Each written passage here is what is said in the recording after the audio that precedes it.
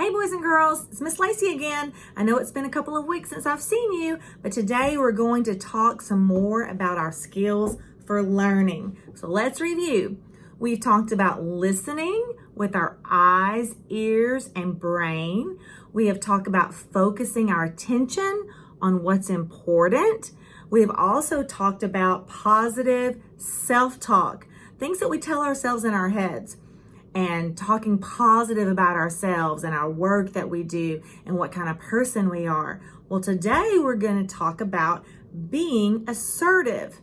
Assertive, that is a big word.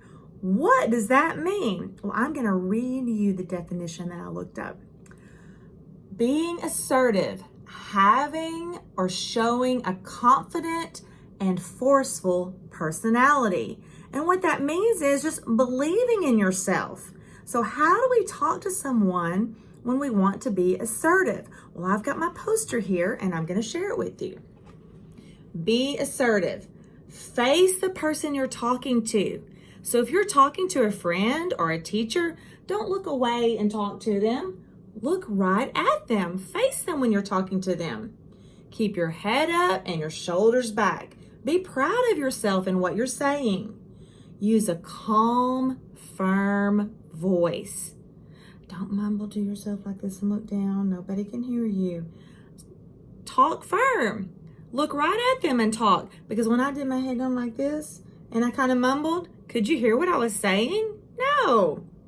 And use respectful words. We are going to be respectful when we talk to people, and that is being assertive. I'm going to add that right back here, and I'll put it on my board with the rest of my posters.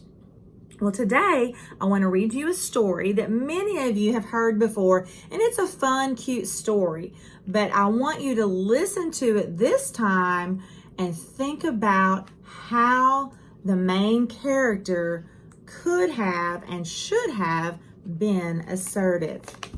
I'm going to read you A Bad Case of the Stripes by David Shannon. I know some of you already know this story, but I want you to listen and see how the character should have been assertive.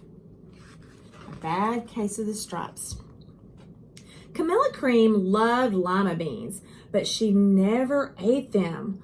All of her friends hated lima beans, and she wanted to fit in.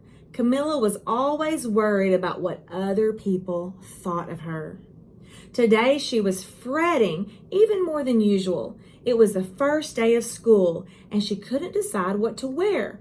There were so many people to impress. She tried on 42 outfits, but none seemed quite right. She put on a pretty red dress and looked in the mirror. Then she screamed. Her mother ran into the room as she screamed, and she screamed too. "Oh my heavens," she cried. "You're completely covered with stripes." This was certainly true. Camilla was striped from head to toe. She looked like a rainbow. Mrs. Cream felt Camilla's forehead. "Do you feel all right?" she asked. "I feel fine," Camilla answered. "But just look at me." "You get back in bed this instant," her mother ordered. "You're not going to school today." Camilla was relieved. She didn't want to miss the first day of school, but she was afraid of what the other kids would say, and she had no idea what to wear with those crazy stripes. That afternoon, Dr. Bumble came to examine Camilla. "Most extraordinary," he exclaimed. "I've never seen anything like it. Are you having any coughing, sneezing, runny nose, aches, pains, chills, hot flashes, dizziness, drowsiness, shortness of breath, or uncontrollable twitching?" "No," Camilla told him. "I feel fine." "Well then," Dr. Bumble said, turning to Mrs. Cream, "I don't see any reason why she shouldn't go to school tomorrow. Here's some ointment that should help clear up those stripes in a few days. If it doesn't, you know where to reach me." And off he went. The next day was a disaster. Everyone at school laughed at Camilla. They called her Camilla Crayon and Night of the Living Lollipop. She tried her best to act as if everything were normal, but when the class said the Pledge of Allegiance, her stripes turned red, white, and blue, and she broke out in stars. The other kids thought this was great. One yelled out, "Let's see some purple polka dots." Sure enough, Camilla turned all purple, polka dotty. Someone else yelled, "Checkerboard," and a pattern of squares covered her skin. Soon everyone was calling out different shapes and colors, and poor Camilla was changing faster than you can change channels on a TV. That night, Mr. Harms, the school principal, called. "I'm sorry, Ms. Cream," he said. "I'm going to have to ask you to keep Camilla home from school. She's just too much of a distraction, and I've been getting calls from other parents. They're afraid those stripes may be contagious."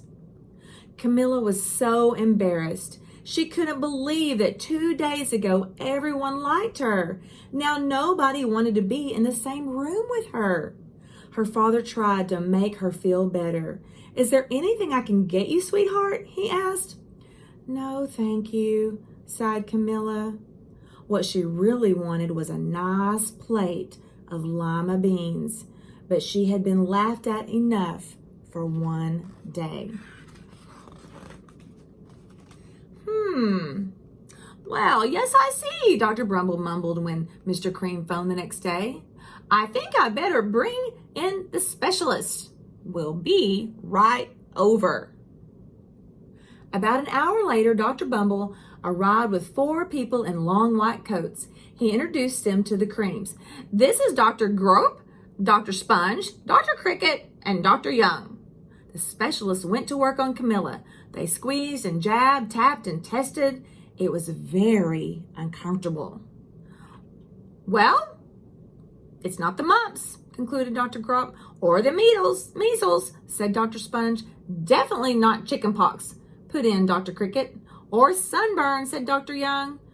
"Try these," said the specialist, and they each handed her a bottle filled with different colored pills. "Take one of each before bed." Then they filed out the front door, followed by Dr. Brumble. And there they are, testing her with all these different things. That night, Camilla took her medicine. It was awful. When she woke up the next morning, she did feel different. But when she got dressed, her clothes didn't fit right. She looked in the mirror, and there, staring back at her, was a giant multicolored pill with her face on it.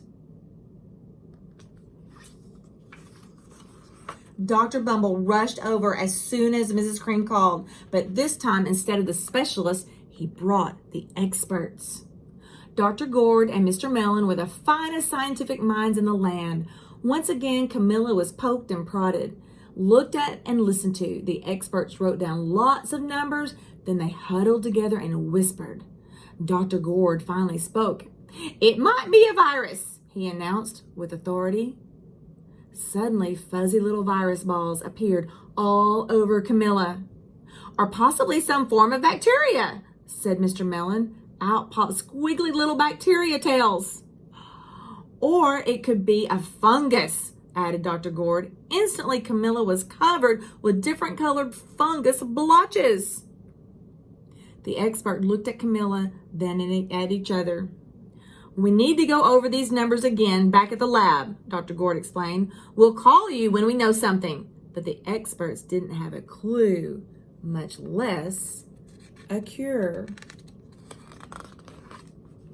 By now, the TV news had found out about Camilla. Reporters from every channel were outside her house telling the story of the bizarre case of the incredible changing kid. Soon a huge crowd was camped out on the front lawn. The creams were swamped with all kinds of remedies from psychologists, allergists, herbalists, nutritionists, psychics, and an old medicine man, a guru, and even a veterinarian. Each so-called cure only added to poor Camilla's strange appearance until it was hard to even recognize her. She sprouted roots and berries and crystals and feathers and long furry tail, but nothing worked. And there she is with all the things coming out of her, and nothing worked. One day, a woman who called herself an environmental therapist claimed she could cure Camilla. "Close your eyes," she said. "Breathe deeply and become one with your room." "I wish you hadn't said that," Camilla groaned. Slowly, she started to melt into the walls of her room. Her bed became her mouth, and her nose was the dresser, and 2 paintings were her eyes. The therapist screamed and ran out of the house. "What are we going to do?" cried Mrs. Cream. "It just keeps getting worse and worse." And she began to sob. There's her mother. At that moment, Mr. Cream heard a quiet little knock at the front door. He opened it, and there stood an old woman who was just as plump and sweet as a strawberry. "Excuse me," she said brightly, "but I think I can help." She went into Camilla's room and looked around. "My goodness," she said with a shake of her head. What we have here is a bad case of stripes. One of the worst I've ever seen." She pulled a container of small green beans from her bag. "Here," she said, "these might do the trick." "Are those magic beans?" asked Mrs. Cream. "Oh my, no," replied the kind old woman. "There's no such thing. These are just plain old lima beans." "I bet you'd like some, wouldn't you?" she asked Camilla. Camilla wanted a big, heaping plateful of lima beans more than just about anything, but she was still afraid to admit it. "Yuck," she said. "No one likes lima beans, especially me." "Oh dear," the old woman said sadly. "I guess I was wrong about you." She put the beans back in her bag and started toward the door. Camilla watched the old woman walk away. Those beans would taste so good, and being laughed at for eating them was nothing compared to what she'd been going through. She finally couldn't stand it. "Wait," she cried. "The truth is, I really love lima beans." "I thought so," the old woman said with a smile. She took a handful of beans and popped them into Camilla's mouth. "Mmm," said Camilla. Suddenly, the branches, the feathers, the squiggly tails began to disappear. Then the whole room swirled around. When it stopped, there stood Camilla, and everything was back to normal. "I'm cured," she shouted. "Yes," the old woman said. "I knew the real you was in there somewhere." She patted Camilla on the head, then she went outside and vanished into the crowd. Afterward, Camilla wasn't quite the same. Some of the kids at school said she was weird, but she didn't care a bit. She ate all the lima beans she wanted, and she never even had a touch of the stripes again. So, how could Camilla have kept from getting a bad case of the stripes? Could she have been assertive and saying that she liked beans and she wanted to eat the lima beans even if no one else liked them? Could she have been more assertive in wearing what she wanted to wear to school and not be afraid of what everyone else did? That's how you're assertive. She needed to have her own strong personality. And remember, when you are assertive, you face the person you're talking to, keep your head up and your shoulders back, use a calm, firm voice, and use respectful words. I hope you learned a good lesson from Camilla today in our story. So as you're singing your song and practicing your song about being a learner, when you hear the words be assertive, now you know what it's talking about. All right. Well, I'll see you next time. Talk to me and say hello in the hall, okay? Bye.